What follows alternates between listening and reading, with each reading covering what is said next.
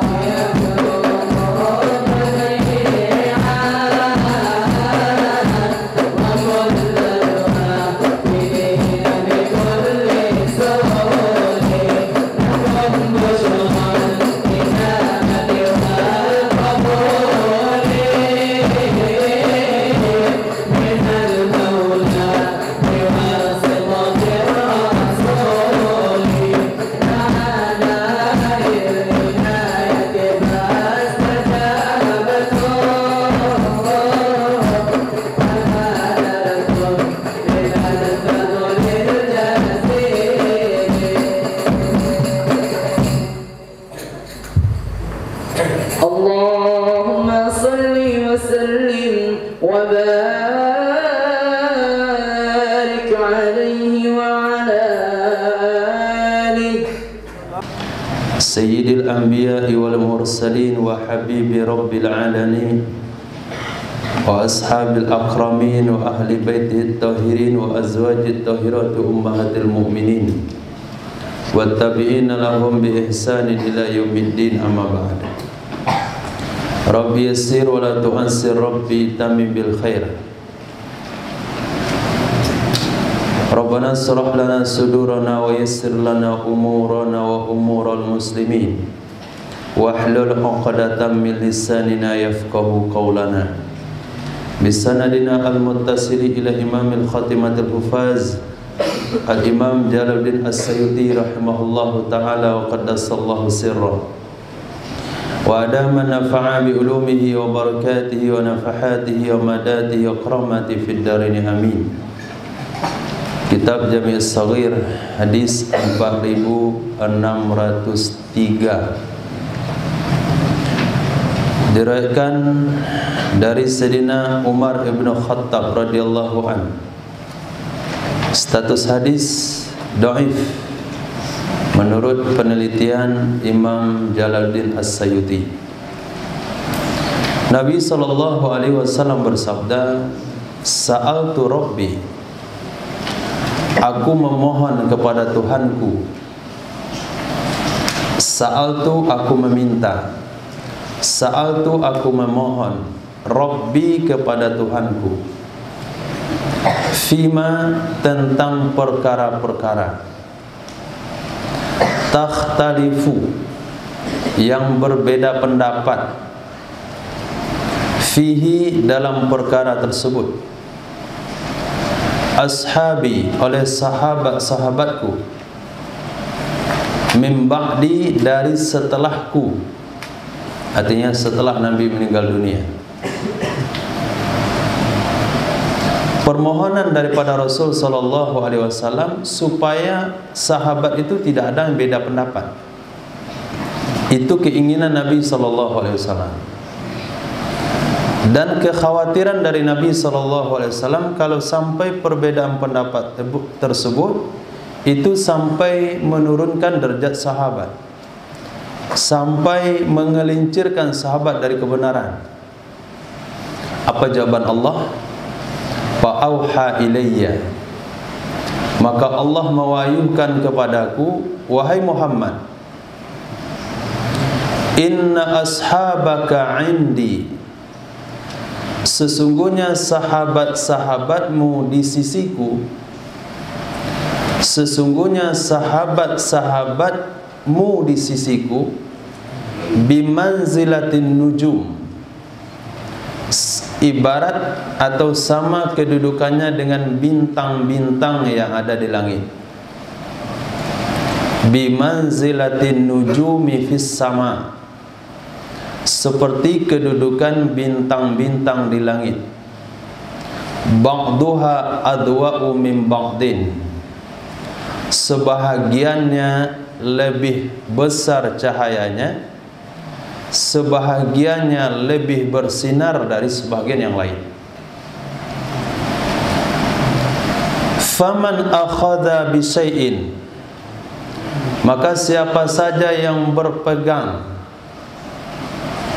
dengan sedikit pun atau dengan apapun, mimma, dari perkara-perkara, hum alaih, yang mereka sahabat atas perkara tersebut, yang mereka sahabat atas perkara tersebut, min ikhtilafihim, dari perbedaan-perbedaan pendapat mereka, fahuwa indi ala hudan, maka dianya seseorang menurutku, di sisiku, berada di atas petunjuk. Hadis yang lain diriwayatkan dengan redaksi begini: ashabi kan nujum, sahabat-sahabatku seperti bintang. Bi ayyihim iktadaitum ihtadaitum, Dengan siapapun kalian mengikuti, pasti kalian dapat petunjuk. Kita tahu perbedaan antara Sayyidina Abdullah bin Umar dengan Sayyidina Abdullah bin Mas'ud radhiyallahu anhu. Sayyidina Abdullah bin Umar itu jenis sahabat yang terlalu ketat dalam urusan ibadah. Kalau mencuci muka, wajib cuci bola mata. Masuk air ke dalam bola mata. Kalau enggak kena bola mata, enggak sah wudu.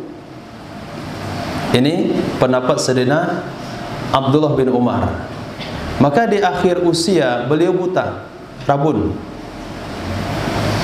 Kemudian Sayyidina Abdullah bin Mas'ud ini tipe sahabat yang terlalu enteng dalam persyaratan ibadah. Maka ahli usul fiqh dan ahli mustalahul hadis, janganlah kalian berpegang dengan yang berat dari aturan-aturan Sayyidina Abdullah bin Umar, jangan pula berpegang yang ringan dengan aturan-aturan Sayyidina Abdullah bin Mas'ud. Ambillah di antara tengah-tengahnya. Maka ulama fikih, ulama hadis mencari hadis dan riwayat, lalu mengambil hukum wasatiyah, hukum yang tidak terlalu berat dan hukum yang tidak terlalu ringan. Tapi seluruh perbedaan pendapat tersebut mendapatkan jaminan itu berada di atas kebenaran.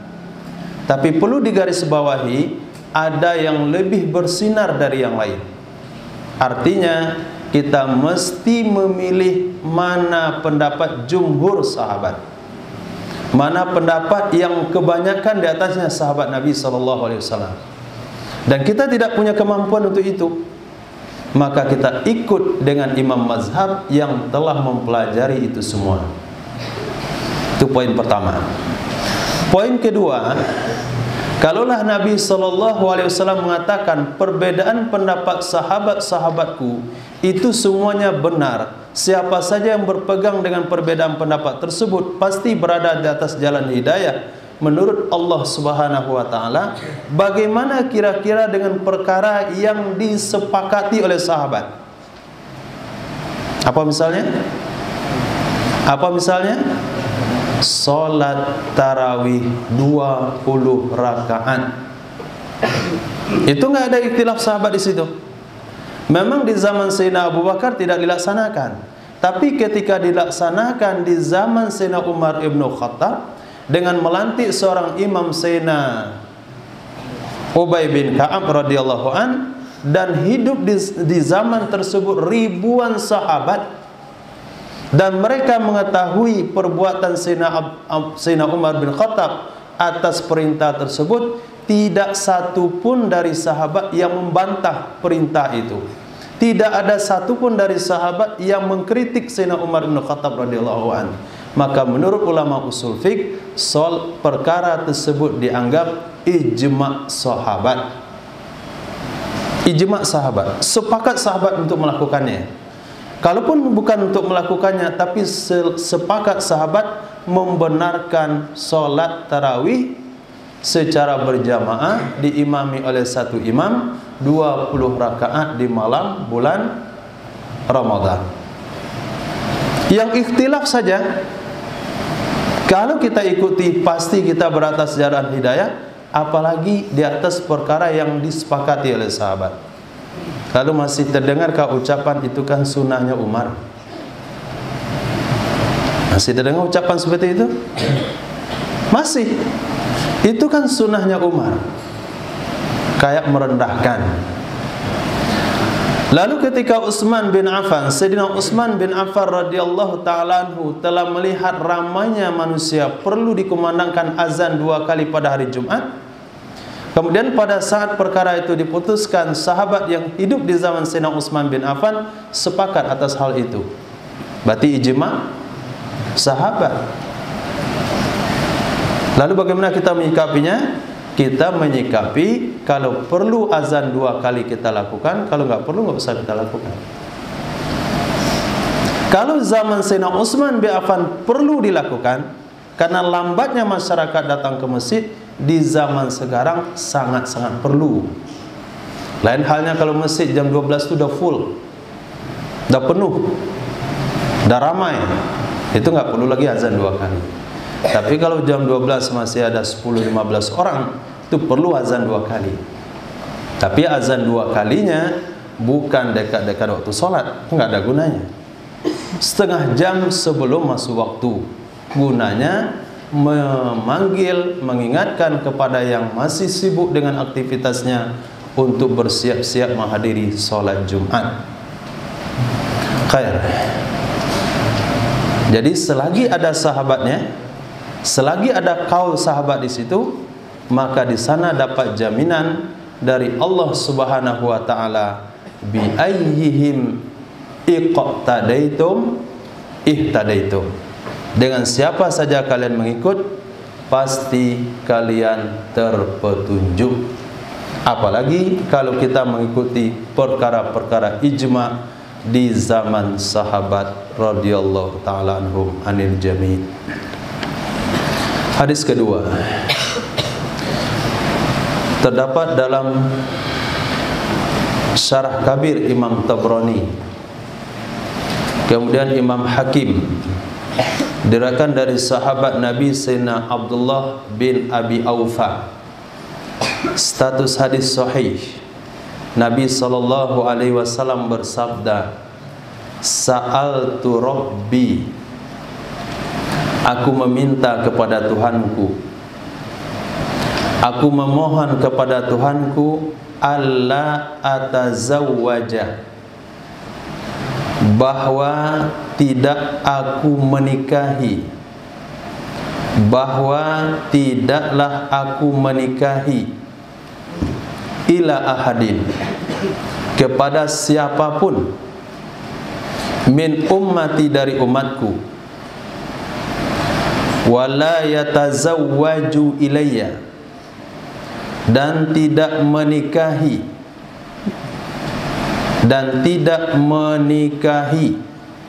ilayya, kepada saya, oleh siapapun dari umatku, kecuali kana ma'i fil jannah, adalah orang yang aku nikahi dan orang yang menikahi keluargaku fil jannah, di dalam surga.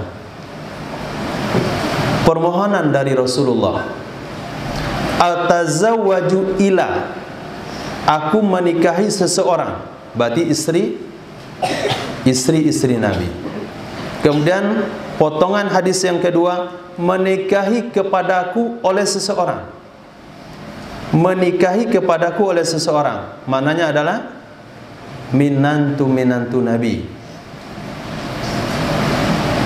Nah, menantu Rasul sallallahu alaihi wasallam, saya mohon kepada Allah semuanya dikumpulkan bersamaku dalam surga. Apa jawaban Allah? Fa'atani dzalika, maka Allah memberikan kepadaku permintaan tersebut. Maka seluruh istri-istri Rasul itu sudah dijamin masuk surga dengan hadis tadi. Seluruh minantu Nabi dijamin masuk surga.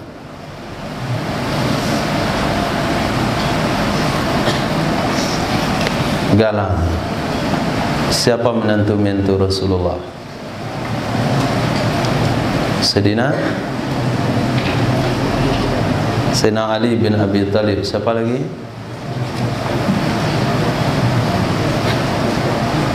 Sayyidina Utsman bin Affan. Siapa lagi? 2 saja. Ada satu lagi sahabat Nabi yang hijrah ke Habasyah. Sampai di Habasyah dia pindah agama. Kemudian anak Nabi namanya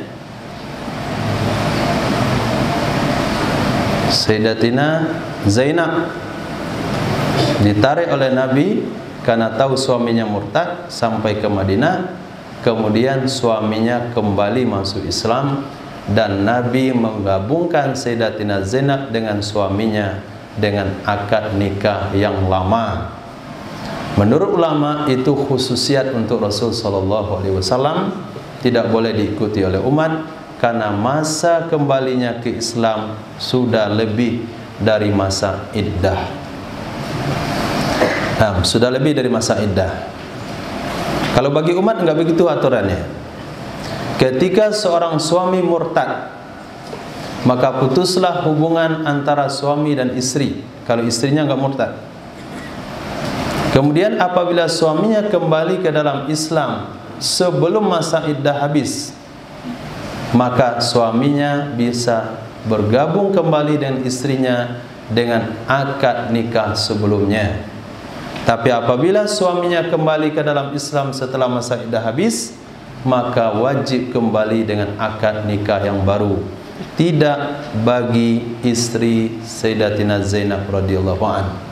Saya rasa ini bukti daripada doa baginda Rasul sallallahu alaihi wasallam bahasanya seseorang yang menikahi anak Nabi sudah mendapatkan jaminan surga daripada Allah Subhanahu wa taala, maka Allah kembalikan suaminya yang murtad dari agama Islam ke Nasrani untuk masuk Islam kembali. Nama beliau adalah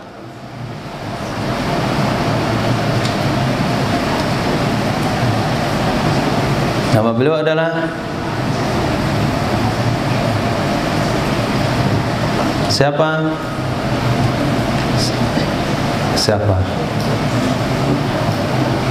Jangan tanya sama kecil, sama yang belajar tarikh khulafa. Belum belajar ya? Khair. Hadis berikutnya, Nabi SAW bersabda, Sa'altu Rabbi alla yudkhila ahadan min ahli baiti an-nara. Aku meminta kepada Tuhanku bahwa ia tidak memasukkan ahadan siapapun min dari ahli baiti keluargaku an-nara ke dalam neraka. Saya meminta kepada Tuhanku bahwa ia tidak memasukkan siapapun min ahli baiti dari keluargaku ke dalam neraka. Fa'ataniha, maka Allah memberikan kepadaku akan permintaan tersebut. Titik. Tapi di sini hadisnya dhaif. Kalaupun hadisnya dhaif, kita jadikan hadis ini sebagai dasar untuk menghormati semua keturunan Rasulullah sallallahu alaihi wasallam, dari para habaib, para syarif, para syarifah, para sayyid, sayyidah, sidi, sudan, semuanya. Tanpa melihat mereka masuk ke aliran Syiah kah, atau masuk ke aliran Wahabi, atau dia aliran sesat, pokoknya nggak mau tahu. Nggak mau tahu pokoknya. Kecuali kalau terbukti kasat mata ijma ulama dia sesat atau kafir. Tapi kalau hanya sekedar berita, informasi, dan kita tidak lihat, jangan sampai informasi-informasi tersebut menyebabkan kita berpandang sinis dan rendah kepada keturunan baginda Rasul sallallahu alaihi wasallam, karena di hadis ini Nabi sudah mohonkan kepada Allah seluruh ahli bait beliau masuk ke dalam surga. Mungkin pada hari ini dia berada dalam aliran sesat, pada satu saat mungkin dikeluarkan oleh Allah dan meninggal dalam keadaan husnul khatimah. Azan insyaallah. Alhamdulillah. Wassallallahu ala sayyidina Maulana Muhammadin wa ala alihi washabihi ajmain, amma ba'd. Kita lanjutkan dengan hadis 4606.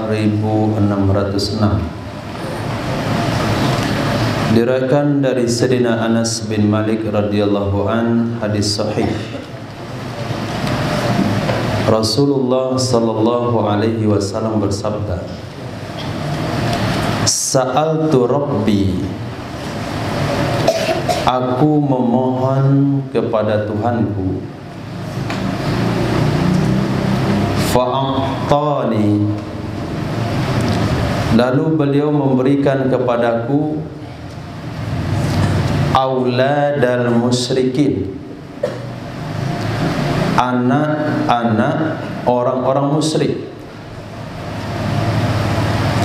khadaman, sebagai pelayan, li ahlil jannati, bagi penduduk sorga."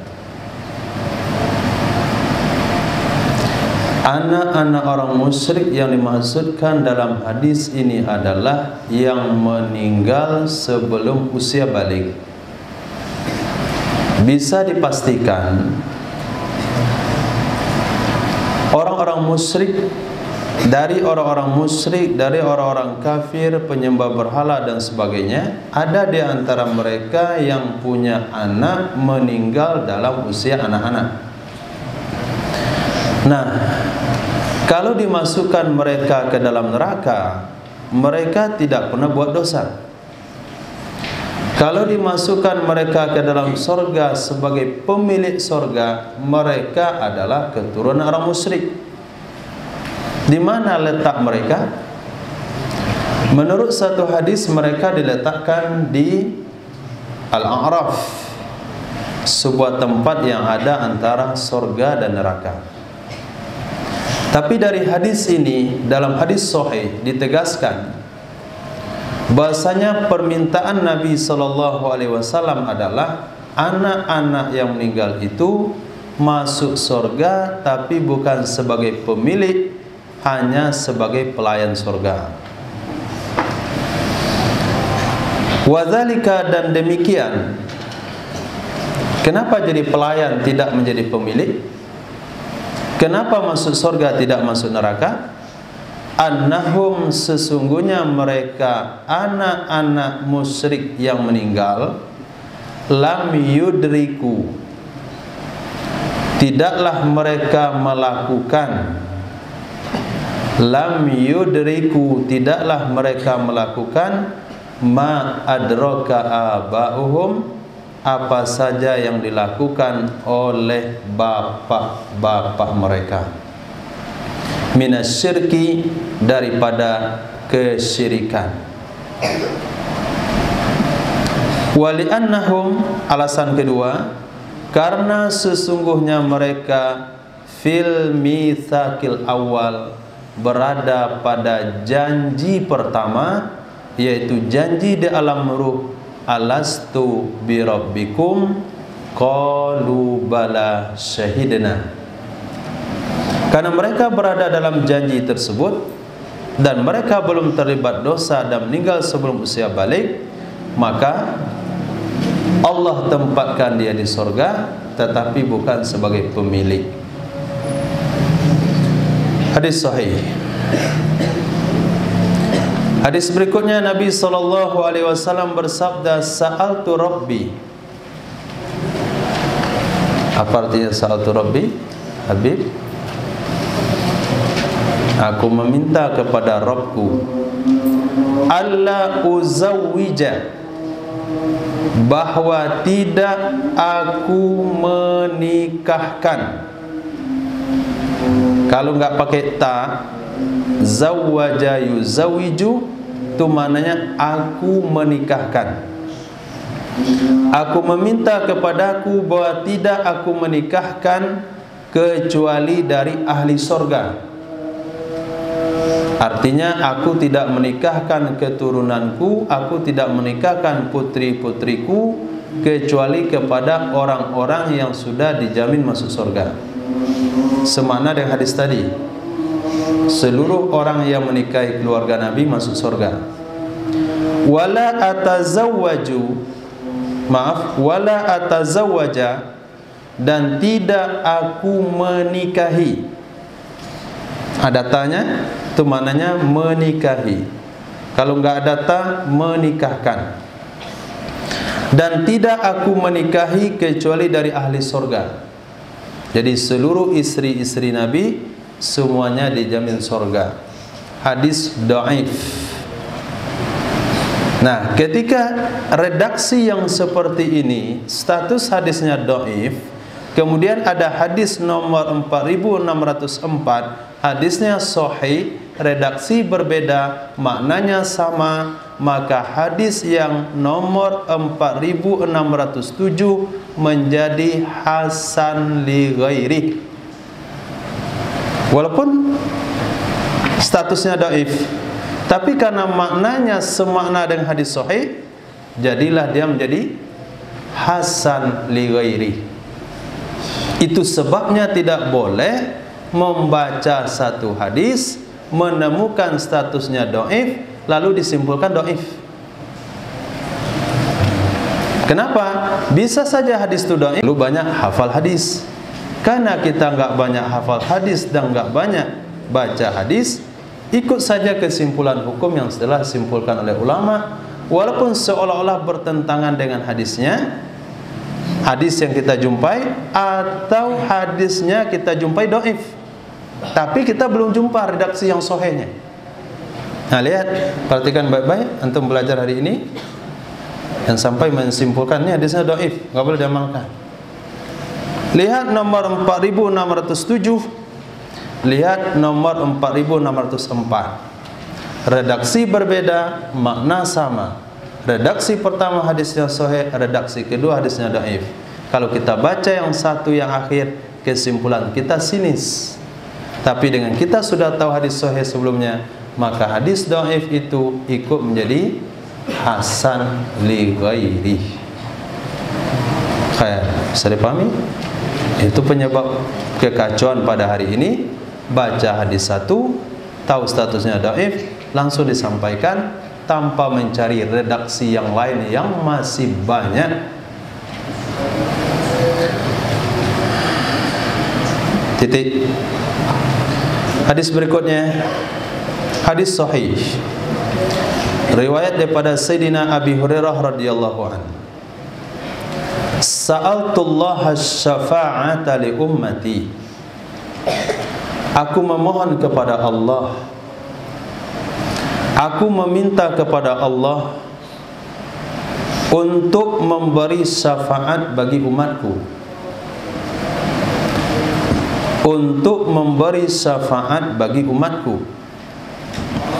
Faqal, maka Allah Subhanahu wa taala berfirman, menjawab permintaan baginda Rasul sallallahu alaihi wasallam, laka, bagimu wahai Muhammad, hakmu wahai Muhammad, sab'una alfa, 70.000,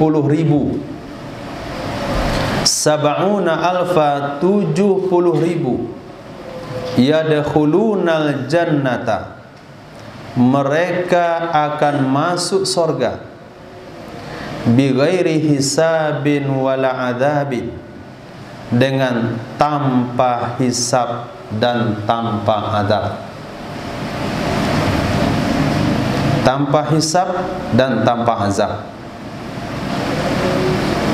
Qultu, aku berkata, Rabbi zidni, wahai Tuhanku. Rabbi, wahai Tuhanku. Walaupun tidak ada ya sebelum Rabbi, itu ditakdirkan ya. Sama dengan doa yang kita baca, Rabbana atina, wahai Tuhan kami. Ada ya yang ditakdirkan sebelumnya. Rabbi zidni, wahai Tuhanku, tambahkanlah kepadaku.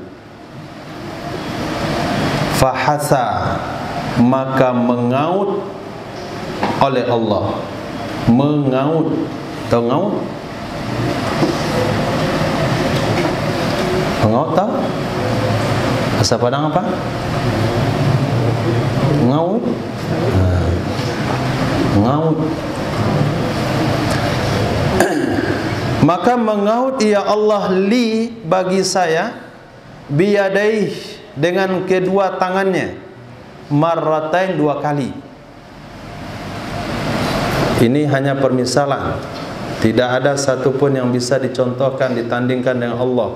Ini hanya untuk mengakalinya saja, untuk memikirkan. Bukanlah Allah punya dua tangan. Di kau dua tangan, nih saya tambah. Jangan dibayangkan Allah punya tangan. Wa an yaminihi wa an shimalihi. Allah kaut dari arah kanannya dan arah kirinya. Arah kanannya dan arah kirinya. Artinya orang yang mendapatkan syafaat dari baginda Rasul sallallahu alaihi wasallam jumlahnya tidak terbatas. Jumlahnya tidak terbatas. Siapa yang mampu membatas kemampuan Allah dalam mengaut? Enggak ada. Tapi dalam hadis yang lain yang kita baca, justru Allah telah memberikan kepada Nabi Muhammad untuk hak syafaat kepada seluruh umatnya. Seperti hadis-hadis syafaat yang sering kita sampaikan. Nabi berdoa dalam perjalanan 3 kali, Nabi sujud 3 kali, Nabi berdoa turun dari kendaraannya. Allah berikan kepada Nabi seluruh umatnya dijamin surga. Di hari Arafah Nabi juga memohon kepada Allah seluruh umat dapat pengampunan. Dalam hadis yang lain Nabi diberikan oleh Allah dan pilihan, apakah umatmu masuk surga setengahnya atau syafaat? Nabi pilih syafaat, karena syafaat itu lebih mencakup. Sehingga disimpulkan penduduk surga dari umat baginda Rasul sallallahu alaihi wasallam ada 8 shaf dari 12 shaf penduduk surga.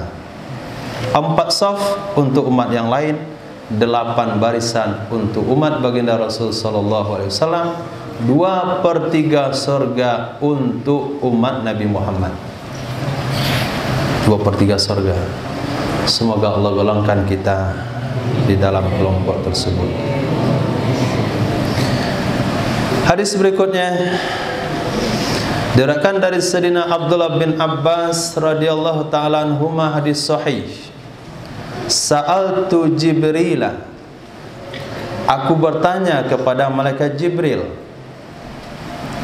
Sa'altu di sini maknanya aku bertanya, bukan lagi aku meminta.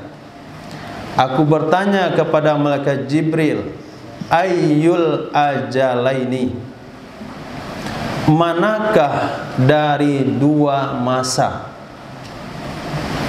manakah dari 2 waktu yang ditentukan, qada Musa, yang ditunaikan oleh Nabi Musa alaihi salam. Ismail, kira-kira hadis ini bicara tentang apa?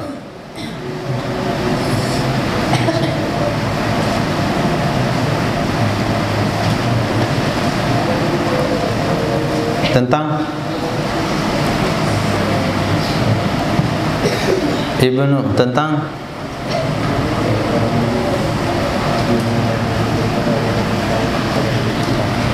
apa?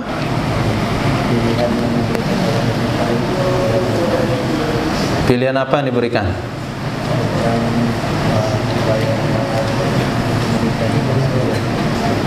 Apa maharnya?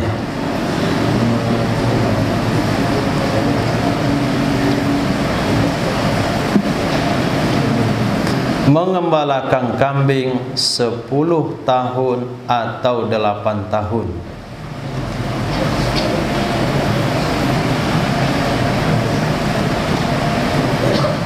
Coba bacakan ayatnya.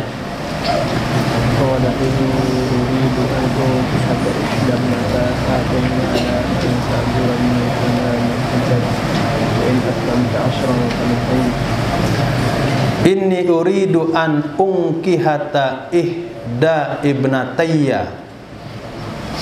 Aku pengen menikahkan kepadamu salah satu dari putriku ini. Ala an ta'jurani thamaniyata hijaj.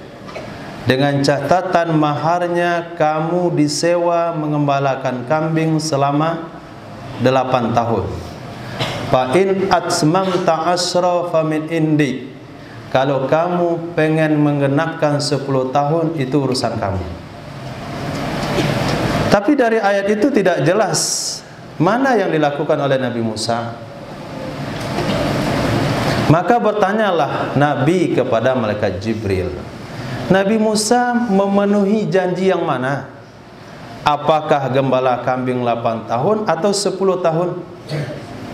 Qala, berkatalah malaikat Jibril, yang ditunaikan oleh Nabi Musa adalah akmalahuma, yang lebih sempurna dari 2 masa tersebut, wa atammahuma, dan yang lebih sempurna.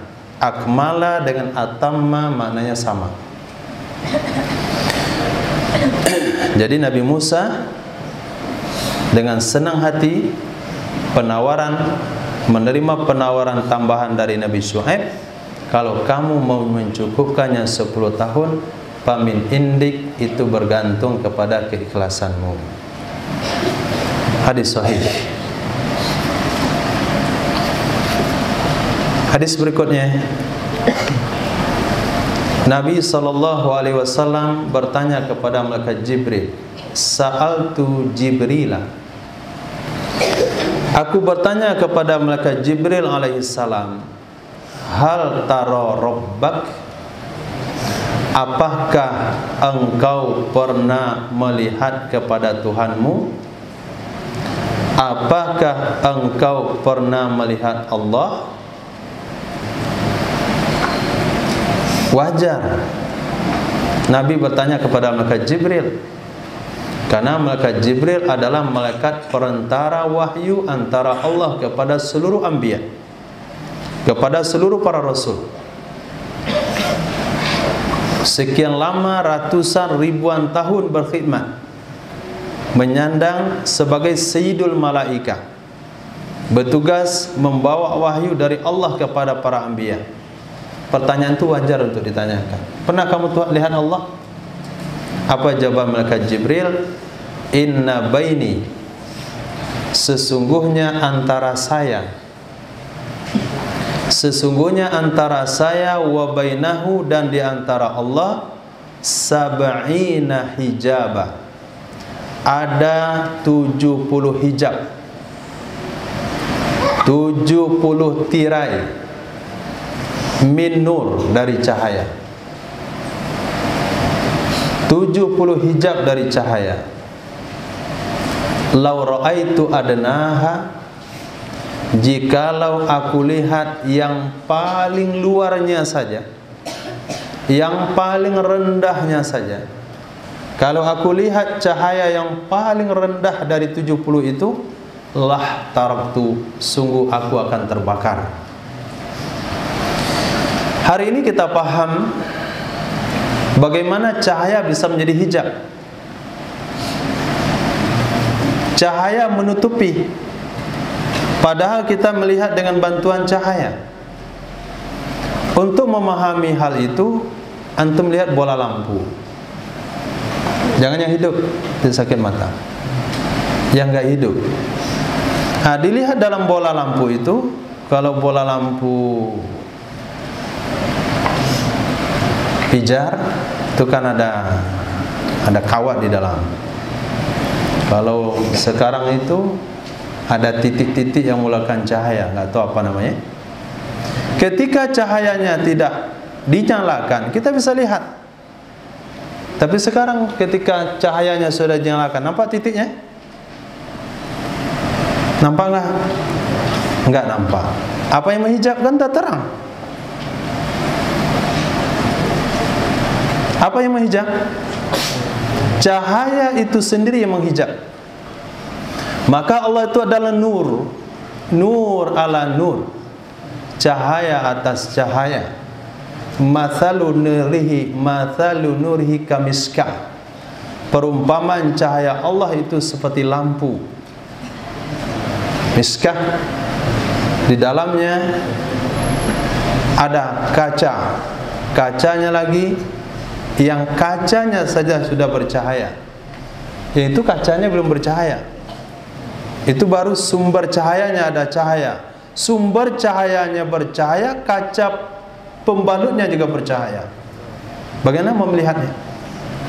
Dan itu bukan satu lapis, 70 lapis. Lapisan yang paling rendahnya saja, kalau malaikat Jibril mau melihat, langsung kebakar. Sama dengan kita melihat cahaya, cahaya lampu lumayan aman. Coba lama-lama lihat cahaya las itu, atap, nah langsung gelap dunia. Untuk melihat 2 jam langsung buta. Cahaya, maka Allah hijabnya adalah cahaya. Khair, kalau aku melihat kepada hijab cahaya yang 70 lapis itu dengan kadar cahaya yang paling rendah, maka saya akan terbakar. Pertanyaan ketiga, Nabi SAW kepada malaikat Jibril, Sa'altu Jibrila an hadhil ayah. Aku bertanya kepada malaikat Jibril tentang ayat ini. Wa nufikha fis sur. Az-Zumar ayat 68. Dan ditiup pada trompet. Ditiup trompet. Siapa yang meniup?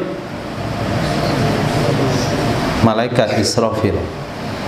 Fasa'iqa, maka pingsanlah man fis samawat wa man fil ard, seluruh orang-orang yang ada di langit dan seluruh orang-orang yang ada di bumi. Semuanya pingsan. Illa man sya'allah, kecuali orang-orang yang dikehendaki oleh Allah Subhanahu wa taala untuk tidak pingsan, di antaranya 8 malaikat pemanggul aras. Itu yang di langit. Lalu pertanyaan saya, manil ladzina lam yasha'illahu ayyas'aqahum? Siapakah orang-orang, man, siapakah?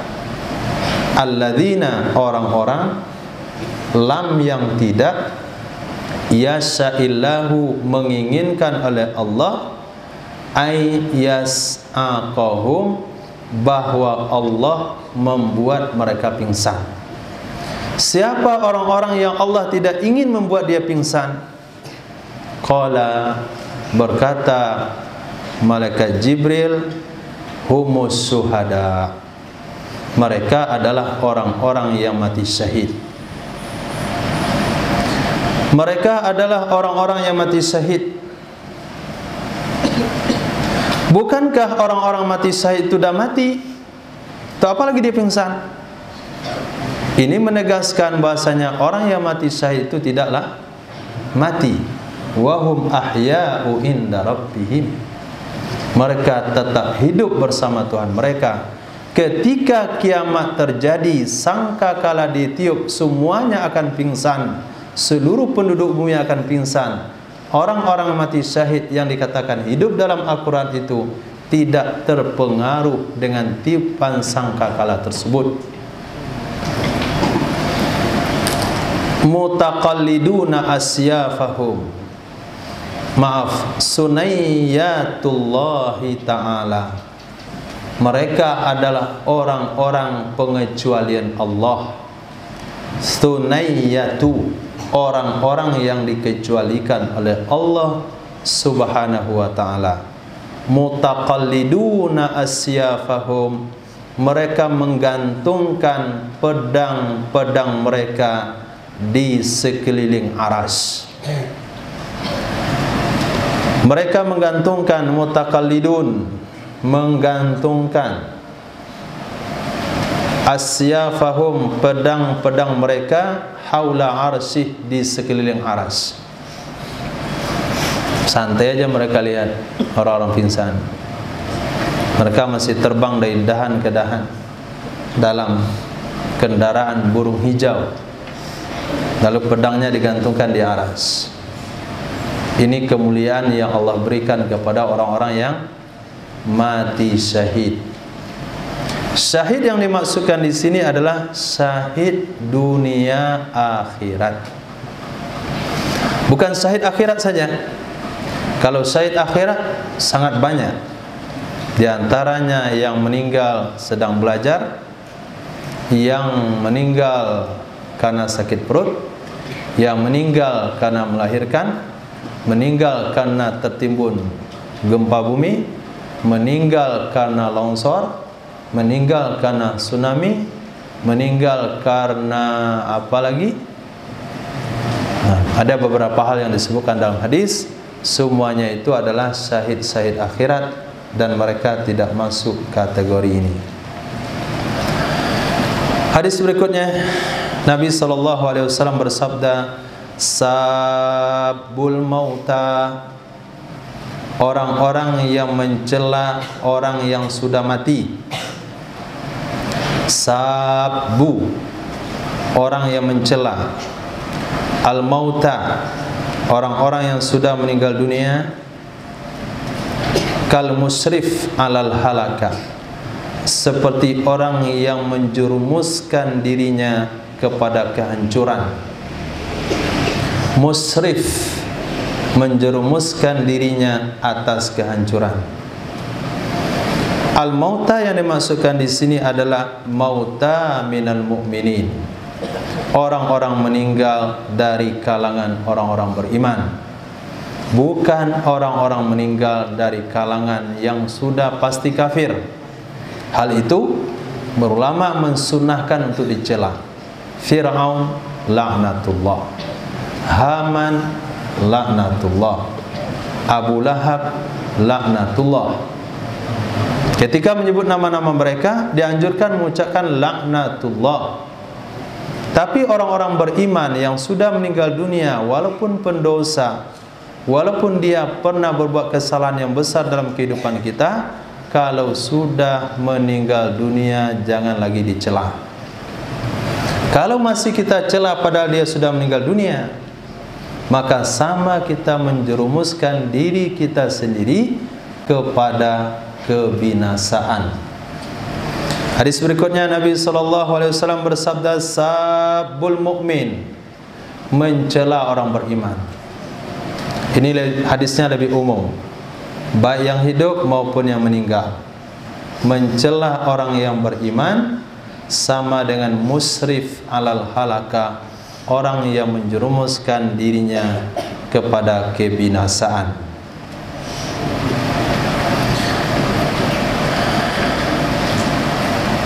Sabikuna sabikun wa muqtasiduna najin wa dhalibuna maghfurun lah.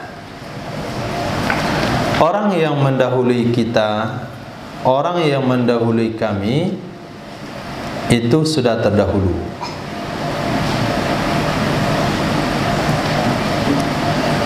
Wa muqtasiduna,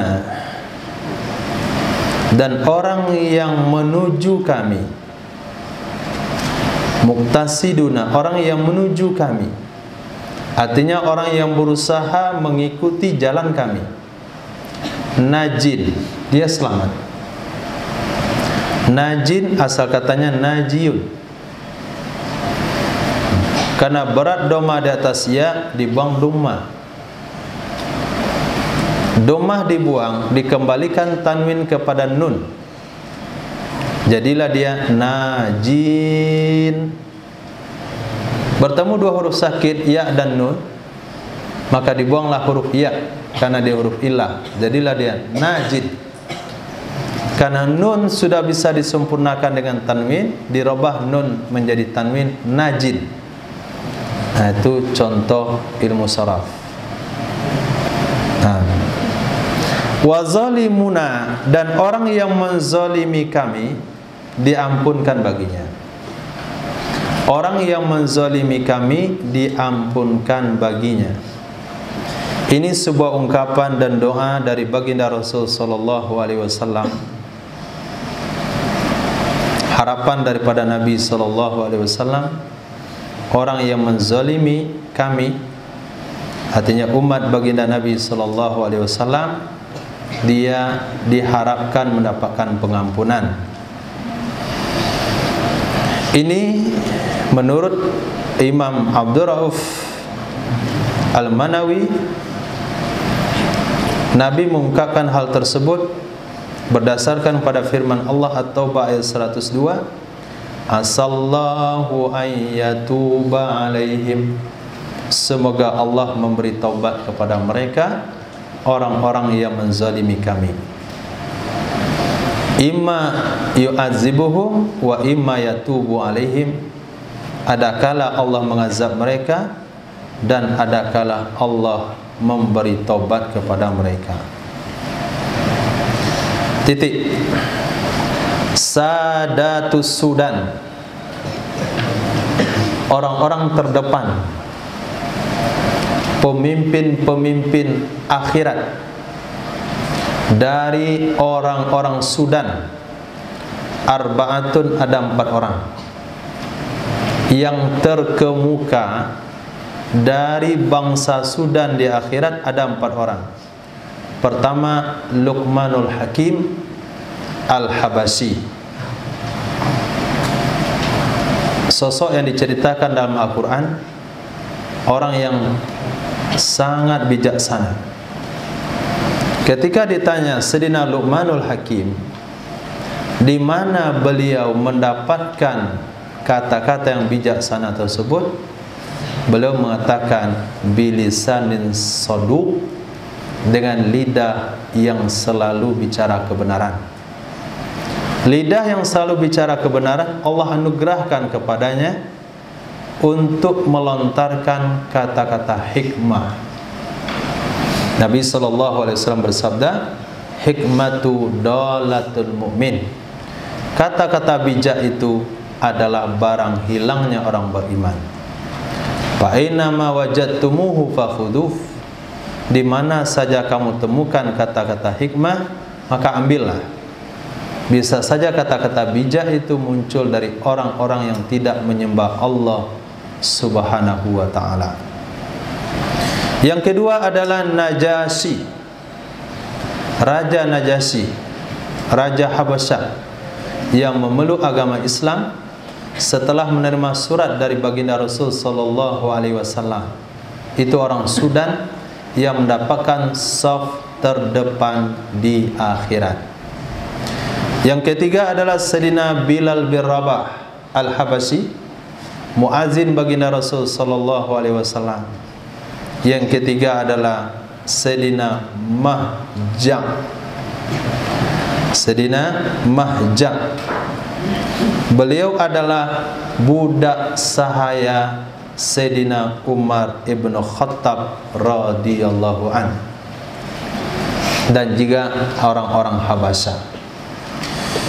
Tapi tidak ada hadis yang meriwayatkan Sadatu Indonesia Arba'atun. Tidak ada. Orang-orang yang terkemuka dari bangsa Indonesia di akhirat ada 4. Tidak ada riwayat begitu. Kalau demikian adanya, maka ketika jumpa dengan orang Sudan, jangan sok-sokan.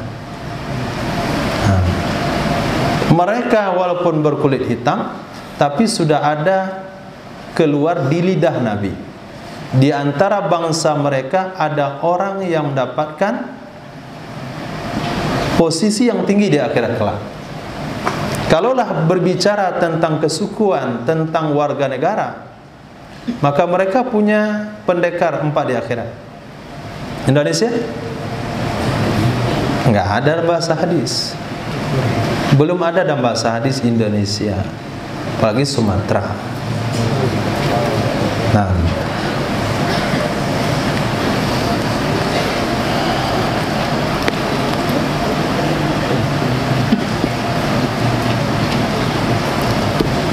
hadis berikutnya, Nabi SAW bersabda, sari'u, bergegaslah kalian,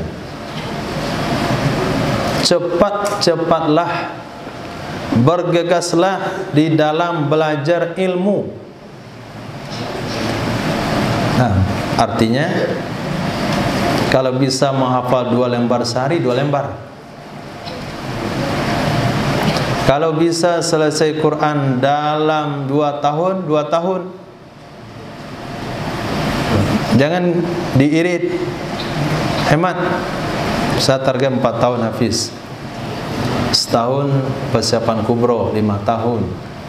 Tambah alim 10 tahun, 15 tahun. Nabi katakan sari'u, cepatlah dalam belajar ilmu. Fal haditsu min shadiq, maka belajar. Hadis itu artinya berbicara. Maka berbicara tentang ilmu. Itu mana hadis? Bukan periwayatan hadis. Karena ilmu secara am. Fal haditsu, tafsirannya menurut Imam Al-Albani, berbicara tentang ilmu min shadiq, dari orang yang benar. Maksud yang benar adalah orang yang belajar agamanya itu benar, bukan untuk mencari keuntungan duniawi, tapi berbicara ilmu yang keluar dari mulut orang yang tidak menginginkan duniawi daripada pendidikannya. Khairun, itu lebih baik daripada dunia. Wa ma 'alaiha, dan semua yang ada di atas dunia, min zahabin, dari emas, wa fiddatin, dan perak. Kalau semuanya itu diinfakkan fisabilillah, tidak bisa menandingi pahala yang diraih oleh orang yang berbicara tentang ilmu agama. Al-Imam Abdul Rauf berbicara di dalam, yang dimaksudkan bicara ilmu adalah ilmu syar'i dan semua yang menjadi alat untuk memahami ilmu syar'i. Di antaranya tasrifan, nahu, mantik, ilmu bahasa, ilmu usul fiqh, ilmu mustalah hadis. Semuanya yang berkaitan kepada pendukung-pendukung ilmu agama itu, yang berjumlah 13 cabang ilmu. 13 cabang ilmu. Menghafal Al-Quran tidak masuk di dalamnya, karena menghafal Al-Quran adalah pondasi awalnya. Menghafal Al-Quran pondasi awal. Nah, disiapkan pondasinya lebih awal. Ada yang bikin dinding sambil buat pondasi. Akhirnya kawalan dia buat pondasi. Nah, karena dia datang ke Darul Hijrah setelah tamat SMP, setelah usia 15. Kalau suruh menghafal lagi, selesai ntar usia 20. Suruh belajar alim lagi, kebayanglah dia 30. Nggak jadi dia. Mendingan langsung aja belajar ilmu nahwu, sharaf, fikih, hadis sambil menghafal Al-Quran pondasinya. Dia sambil buat dinding sambil cor pondasi. Nah, pasang bata, pasang pondasi. Pasang pondasi semeter, pasang bata semeter. Pasang pondasi semeter, bata semeter. Nah, akhirnya satu dinding baru jadi. Nah, dindingnya belum lagi. Mulai pondasi sampai ke atapnya belum. Nah, akhirnya berteduhlah di balik dinding yang satu itu. Nah, suruh khutbah lari dia. Nah, karena baru ada satu dinding. Ditanya hukum, salah fatwa. Nah, titik. Hadis diriwayatkan oleh Sayyidina Jabir bin Abdullah di dalam kitab Tarikh. Sa'atul adha, waktu-waktu gangguan. Sa'atul adha, waktu-waktu gangguan. Waktu-waktu manusia terganggu karena sakit, asam lambung, jantung, overdosis obat. Itu namanya sa'atul adha. Sakit kepala. Yuzhibna sa'atil khataya. Waktu-waktu itu menghilangkan waktu-waktu dosa, menghapuskan waktu-waktu berbuat salah.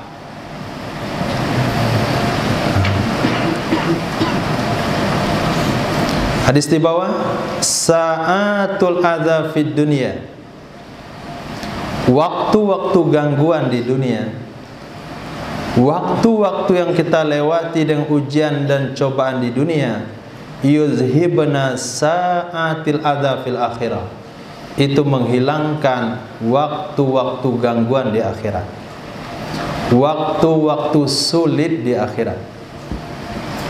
Kalau hal ini ada di dalam hati setiap muslim, maka dia menerima cobaan hidup, sulitnya ekonomi, kemudian demam, kemudian tabrakan patah, kemudian masuk rumah sakit diimpus, dan semua bentuk kejadian, apapun perkara yang tidak kita inginkan, itu adalah mengurangi masa-masa sulit di akhirat. Mengurangi masa-masa sulit di akhirat. Maka dalam sebuah hadis, mafhum hadis Nabi sallallahu alaihi wasallam sampaikan, jikalau manusia mengetahui bagaimana besar imbalan daripada doa yang tidak dikabulkan di akhirat kelak, maka mereka berharap semua doa selama ini tidak dikabulkan oleh Allah Subhanahu wa taala. Tapi kita tetap bermohon kepada Allah supaya doa itu dikabulkan. Karena yang kita minta tidak semuanya urusan duniawi, lebih kepada urusan ukhrawi. Kalaupun itu tak tertunai, kita minta sebanyak-banyaknya, kita inginkan sebesar-besarnya, kita rencanakan seluas-luasnya, kalaupun tidak tertunai, itu tetap menjadi ganjaran bagi kita di akhirat kelak. Jangankan urusan akhirat yang kita mohon tidak tertunai, urusan akhirat yang urusan duniawi yang kita mohon tidak tertunai akan Allah ganti dengan ganjaran yang lebih baik dari apa yang kita minta di dunia. Kalau begitu adanya, maka pasanglah cita-cita sebesar-besarnya, setinggi-tingginya, mau menghafal Sahih Bukhari dan Muslim, mau menyelesaikan Quran dan menghafal dengan seluruh tafsir-tafsirnya, kemudian mendirikan pondok 1000 cabang di seluruh negara. Selesai. Soal tertunai enggak tertunai, tetapi apabila dari niat hati yang paling dalam benar adanya, seperti hadis yang Nabi sabdakan, siapa yang meminta kepada Allah untuk mati syahid benar dari lubuk hati yang paling dalam, kalaulah dia mati di atas kasur sekalipun, dia akan dibangkitkan di akhirat bersama orang yang mati syahid. Maka sekarang antum yang belum punya niat besar, pasang niat yang paling besar dalam hati untuk mengembangkan pendidikan, ilmu, amal, sunnah dengan skop yang paling luas dan lebih merata. Dan niat itu belum. Dan niat itu juga hidayah dari Allah. Kadang dah capek dia niat paling besar. Niat saya dah besar ini. Apa? Guru TPA nanti pula. Memang niat itu juga anugerah dari Allah. Capek dia membesarkan yang besar, enggak kepikir juga. Enggak bisa kehendak kita, itu memang anugerah dari Allah. Dan niat belum? Apa yang paling besar niat itu? Hanya Allah dan Rasul yang tahu.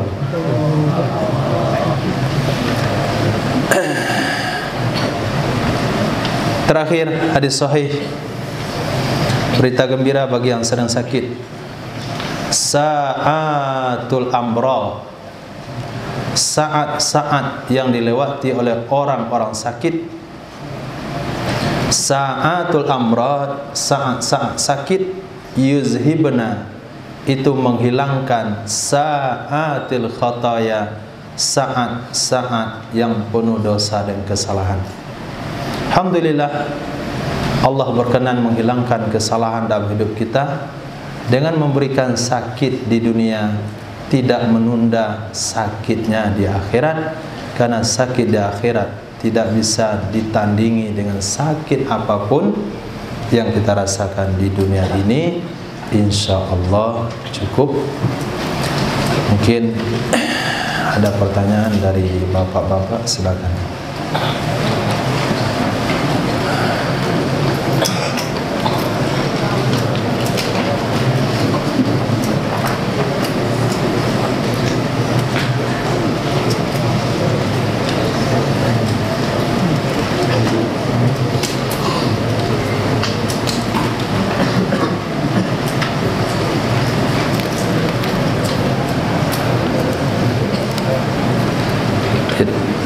Allah.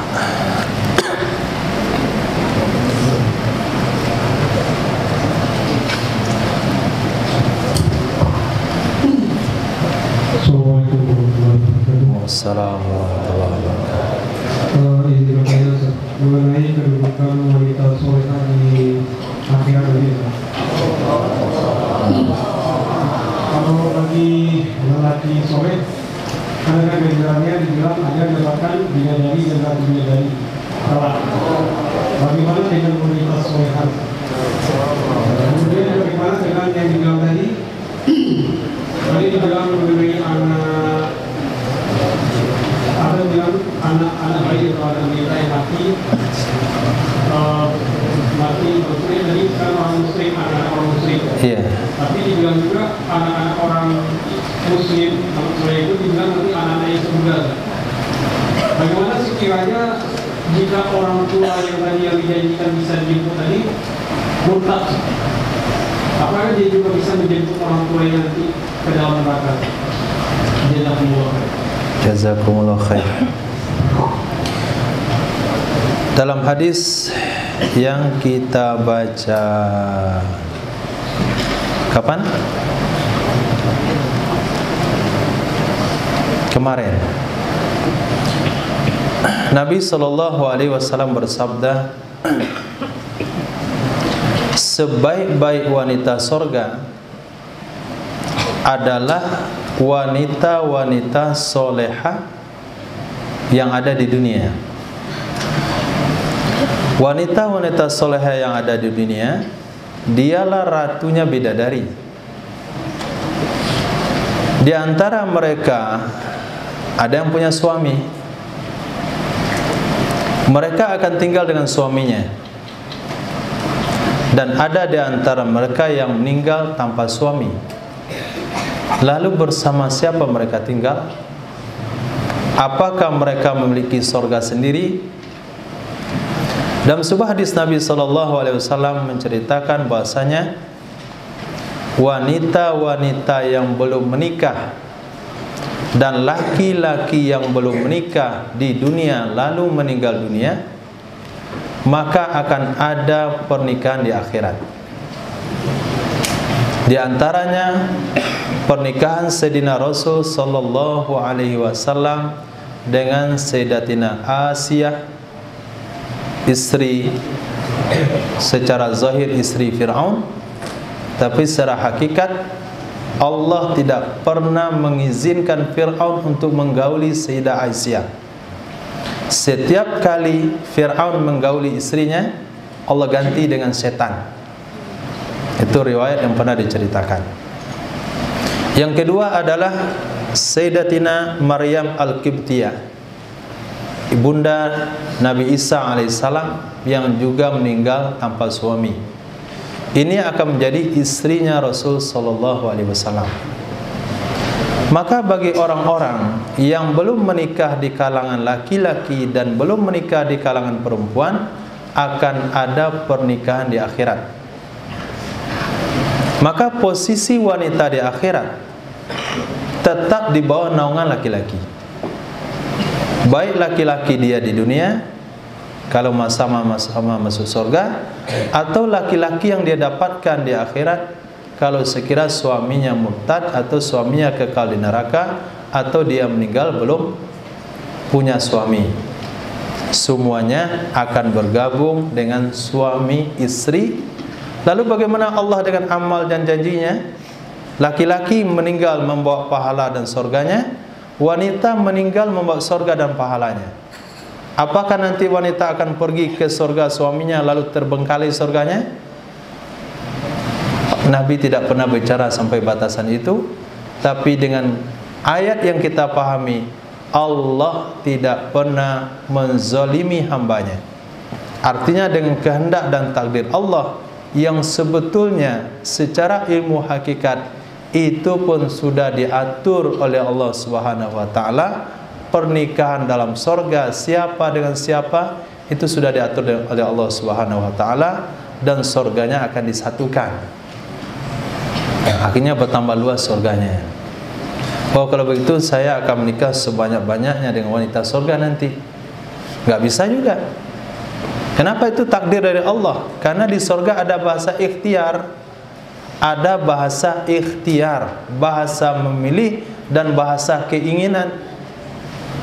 Belum tentu kita punya keinginan, mereka punya keinginan. Dan bagaimana nasibnya? Nasibnya sudah ada dalam catatan Allah Subhanahu wa taala. Bukan qada dan qadar Allah itu berhenti sampai kiamat. Qada dan qadar Allah, ketetapan Allah itu berlangsung sampai ke surga. Sampai perjalanan kehidupan surga. Siapa yang meninggal muda, siapa yang meninggal belum menikah, baik kalangan laki-laki dan wanita, siapa yang masuk surga, siapa yang kawin antara siapa dan siapa. Kata ulama, bahkan antara saudara kandung boleh nikah di akhirat. Antara saudara kandung. Yang tetap enggak boleh ke akhirat itu adalah anak dengan ibu, ayah dengan anak. Antara usul dan furu itu yang tidak boleh. Yang kedua yang tidak boleh kata ulama adalah antara wanita dan laki-laki yang li'an, yang pernah terlibat li'an. Kalau ditakdirkan kedua-duanya masuk surga, dia tidak akan pernah menikah dalam surga. Itu posisi wanita soleh di akhirat, menjadi ratu bidadari. Bisa saja dalam kerajaan itu punya 2 ratu, 3 ratu, 4 ratu, 10 ratu, sampai Nabi Sulaiman memiliki 1000 lebih ratunya di surga. Nah, kemudian yang kedua, anak-anak orang beriman yang meninggal dunia. Anak-anak orang musyrik yang meninggal dunia masuk surga menjadi pelayan. Anak-anak orang beriman yang meninggal dunia sebelum baligh, ini akan memberikan syafaat kepada kedua orang tuanya, akan diseret dengan tali pusarnya ke dalam surga. Begitu Nabi menyampaikan dengan bahasa mubalaghah. Kalau pakai tali pusar berarti meninggalnya usia sangat kecil dan sangat lemah sekali. Yang kecil dan lemah itu pun akan mampu membawa orang tuanya ke dalam surga. Bagaimana kira-kira kalau orang tuanya itu murtad? Kalau murtad dan kafir, Allah sudah tegaskan dalam Al-Quran, innallaha la yaghfiru ayyushraka bihi syai'a. Allah tidak akan pernah memberikan pengampunan kepada orang-orang musyrik. Artinya anak tadi, kalau dia meninggal sebelum orang tuanya murtad, dia adalah anak orang beriman, tapi tidak akan pernah mampu memberi syafaat kepada kedua orang tuanya, karena Allah tidak akan pernah melanggar aturan yang telah beliau tetapkan, yang telah Allah tetapkan. Allah tidak akan pernah memberi pengampunan kepada orang yang mati syirik. Nabi pun memberi syafaat nggak akan bisa. Jangankan anaknya, Nabi pun tidak akan bisa memberi syafaat kepada orang-orang yang musyrik atau mati dalam keadaan murtad. Wallahu a'lam. Alhamdulillah. Mohon maaf kalau ada salah dan janggal. Kita tutup dengan kifaratul majlis. Subhanallah wa bihamdi, subhanakallah wa bihamdika, Asyhadu an la ilaha illa anta astaghfiruka wa atubu ilaik. Subhanaka rabbil izzati amma yasifun. Wassalamun ala mursalin walhamdulillahi rabbil alamin.